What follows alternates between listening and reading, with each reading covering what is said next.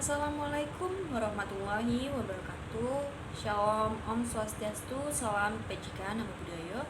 Perkenalkan, nama saya Aisyah Rara Maharani dari kelas Manajemen 22B dengan NPM 22411069 untuk mata kuliah Manajemen Keuangan.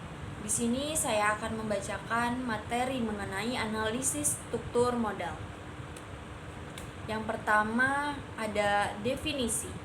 Menurut Joel G. Siegel dan J. Kashim pada tahun 1999, struktur modal atau capital struktur adalah komposisi saham biasa, saham preferen dan berbagai kertas lainnya, laba yang ditahan, dan utang jangka panjang yang dipertahankan oleh kesatuan usaha dalam mendanai aset.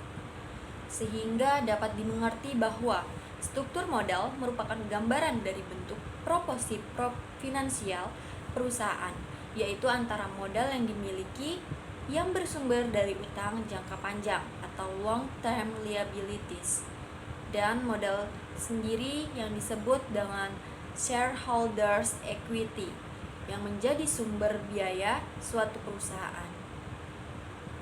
Menurut Jones, struktur modal suatu perusahaan terdiri dari long-term debt dan shareholders equity, di mana shareholders equity dari preferred stock and common equity itu sendiri terdiri dari common stock and retained earnings.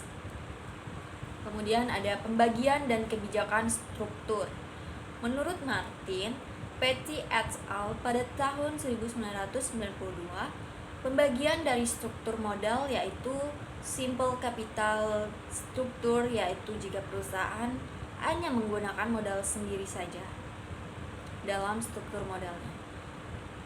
Kemudian ada kompleks capital struktur, itu jika perusahaan tidak hanya menggunakan modal sendiri tetapi juga menggunakan modal pinjaman dalam struktur modalnya. Menurut Subramaniaman dan John Zewil menegaskan bahwa untuk perusahaan dengan struktur modal sederhana diwajibkan satu penyajian laba per lembar saham yang dihitung sebagai berikut.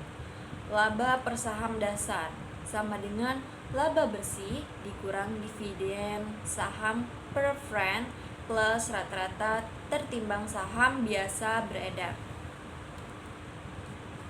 Kemudian ada penjelasan mengenai faktor yang mempengaruhi struktur modal.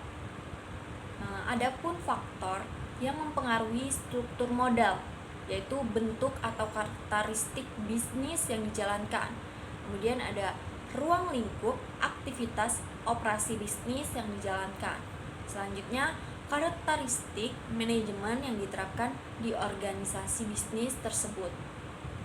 Karakteristik kebijakan dan keinginan pemilik. Kemudian ada kondisi mikro dan makroekonomik yang berlaku di dalam negeri dan luar negeri yang turut mempengaruhi pengambilan keputusan perusahaan. Menurut Brigham dan Houston bahwa kebijakan struktur modal melibatkan adanya suatu pertukaran antara risiko dan pengambilan. Penggunaan lebih banyak utang akan meningkatkan risiko yang ditanggung oleh pemegang saham. Penggunaan utang yang lebih besar biasanya akan menyebabkan terjadinya ekspektasi tingkat pengambilan atas ekuitas yang lebih tinggi. Kemudian ada penjelasan mengenai pengertian saham atau stok dan obligasi atau bond, dan yang terakhir ada right issue. Yang pertama mengenai saham, merupakan suatu tanda bukti yang diberikan sebagai penyertaan kepemilikan modal atau dana pada suatu perusahaan atau suatu kertas yang tercantum dengan jelas nilai nominal. Nama perusahaan yang diikuti dengan hak dan kewajiban yang dijelaskan kepada setiap pemegangnya. Kemudian ada obligasi, merupakan surat berharga yang dijual kepada publik dengan dicantumkan berbagai ketentuan yang menjelaskan berbagai hal seperti nilai nominal, tingkat suku bunga, jangka waktu dan lainnya yang terjelaskan dalam undang-undang yang disahkan oleh lembaga yang terkait. Kemudian yang terakhir ada right issue, adalah pemberian hak pemegang saham lama untuk memesan terlebih dahulu saham emiten yang akan dijual dengan harga nominal tertentu. Mungkin itu saja yang dapat saya sampaikan. Mohon maaf bila ada salah kata. Kesepian tanpa kekasih, cukup sekian dan terima kasih.